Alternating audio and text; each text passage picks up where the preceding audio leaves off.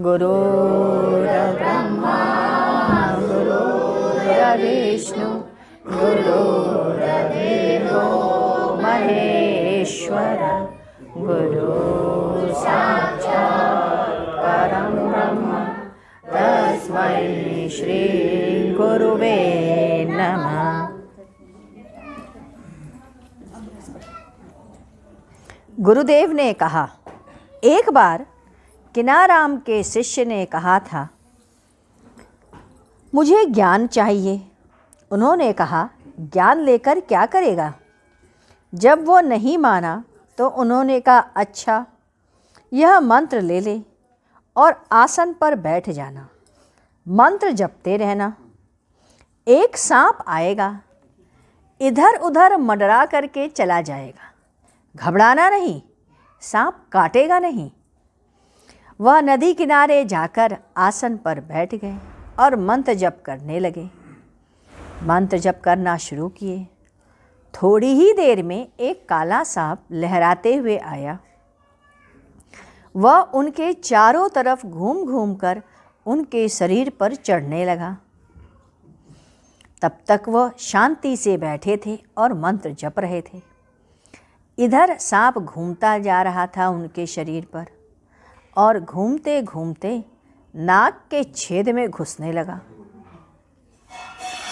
अब शिष्य का मंत्र टूटने लग गया। पकड़े छूटे। जब वो नाक के अंदर अच्छे से घुसा, शिष्य का मंत्र छूट गया और वह उठकर खड़ा हो गया। उसके खड़ा होते ही, आँख खोलते ही वह सांप गायब हो गया। वह तो मंत्र के द्वारा अभिषिक्त ज्ञान था। शिष्य को बड़ी वेदना हुई। उसने जाकर के गुरु से यह बात कही। गुरु ने कहा, अरे ज्ञान लेना छोड़ दे और मेरी सेवा में रह जा। ऐसी ही एक घटना गुरुदेव ने बताई कि एक महात्मा थे। उनके शिष्य ने कहा, गुरुदेव, आप चले जाएंगे तो हमें ज्ञान कौन देगा? कौन हमें पार लगाएगा? उन्होंने कहा, मुझे देख रहे हो, मुझे बस पकड़े रहना, तुम पार हो जाओगे। शिष्य ने बहुत आग्रह किया कि नहीं, आप बताएं।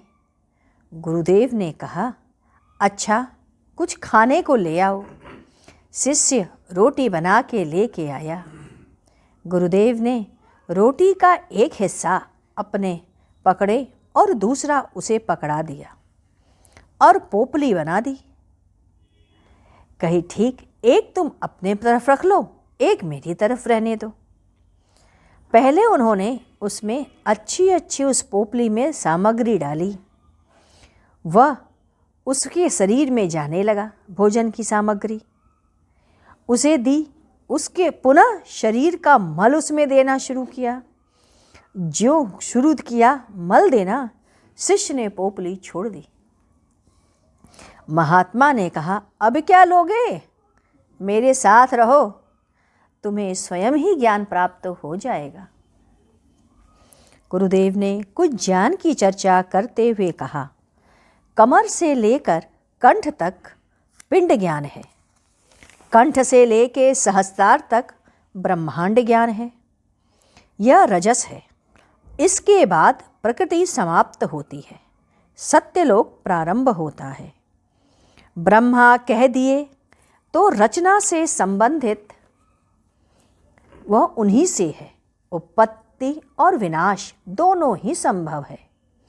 ब्रह्म कुमारी कह देने से कोई अनियोनिज हो जाता है, उत्पत्ति नहीं दे सकता, क्योंकि कौमार्य अवस्था यह चेतन शक्ति के द्वारा है। ब्रह्मा तक माया है, अतः यहाँ तक की साधना माया जनित ही है।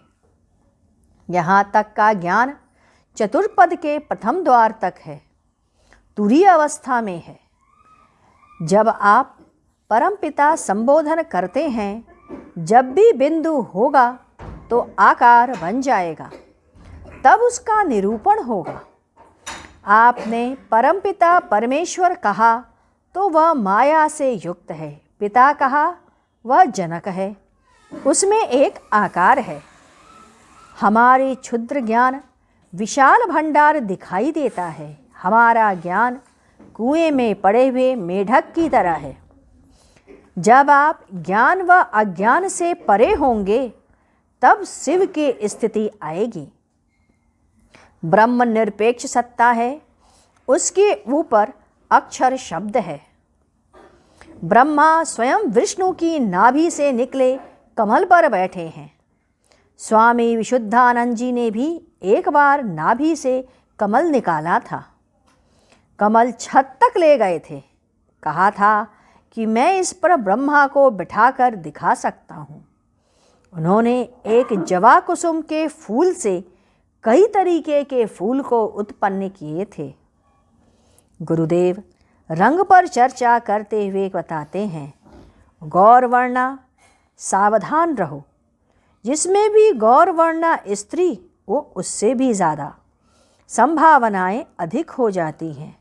श्याम वर्ण सब कुछ समा लेता है, पुष्ट तत्व है। गौण वर्ण शिथिल तत्व है। काली में गहनता है, बिखरने लगे फैलाव आ जाए। गौर वर्ण में अहंकार है, अपने आप में अधिकता है। इसके पश्चात 5 जुलाई सन 1994 आज योगिनी एकादशी थी। सभी क्या निर्जल व्रत था। दूसरे दिन का पारण था। गुरुदेव ने कहा था, एक बार एक महात्मा कह रहे थे, एक व्यक्ति अपने कमरे में टंगे एक सुंदर स्त्री की फोटो को बराबर देखता था। वह उसको सिर्फ देखता ही रहता। देखते देखते उसको उस फोटो से प्यार हो गया। उस फोटो को पोंछता, उस पे ध्यान लगाता। एक दिन सोचा कि मैं क्या कर रहा हूँ। यह स्त्री न जाने किसकी पत्नी होगी, किसी की बहन होगी। मुझे ऐसा नहीं करना चाहिए। परंतु वह अपने को इसके लिए रोक नहीं पाता और वो वही करता। 4-5 साल बीत गए। वह नियमित ही यही कृत्य करता, उसे उससे प्यार करता। एक दिन उसे ऐसा लगा जैसे कि वह फोटो हिल रहा है। एक रात उस फोटो से वह स्त्री निकलकर बाहर आती हुई उसे दिखाई दी। उसे लगा कि वह कल्पना कर रहा है।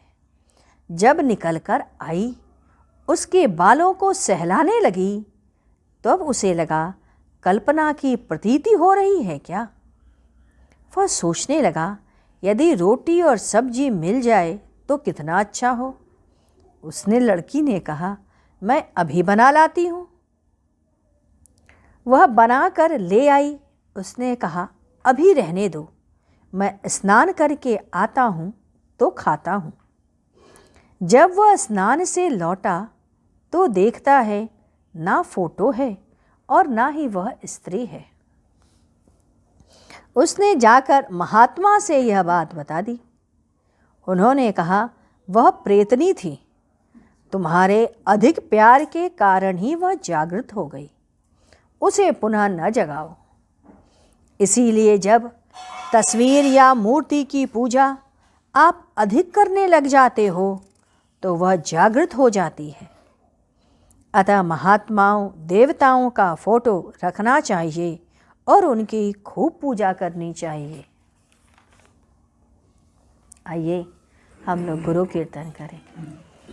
ओम गुरु ओम गुरु ओम गुरुदेव जय गुरु जय गुरु जय गुरुदेव। ओम गुरु सद्गुरु तुम्हें शत शत नमन। सद्गुरु तुम्हें शत शत नमन।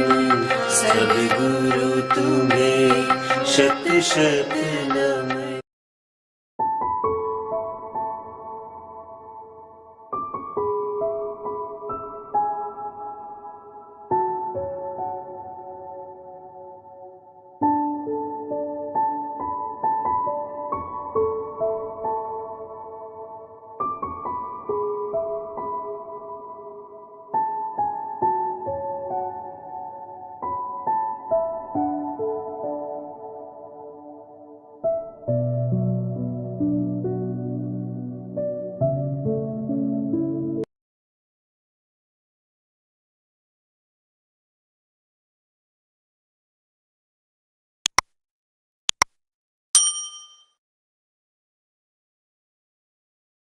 नमन